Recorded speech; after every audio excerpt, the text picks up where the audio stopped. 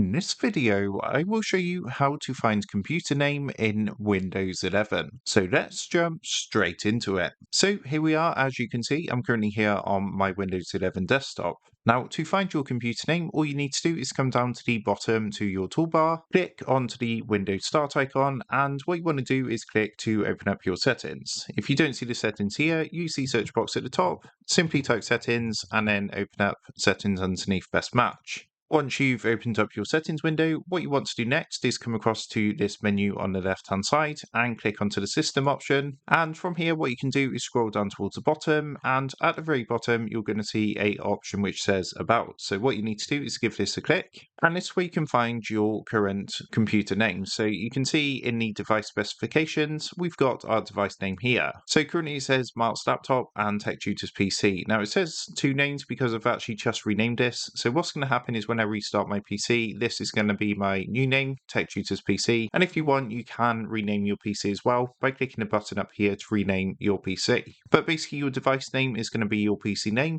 and that's how to find your computer name in Windows 11. So with that being said, I hope this quick tutorial did help you out today. And if this did help you out, I would really appreciate it if you was to consider dropping down below the video, leaving a like, and also subscribing to the channel. With that being said, I just want to take a minute to thank you guys for watching this quick tutorial, and I will see you in the next video.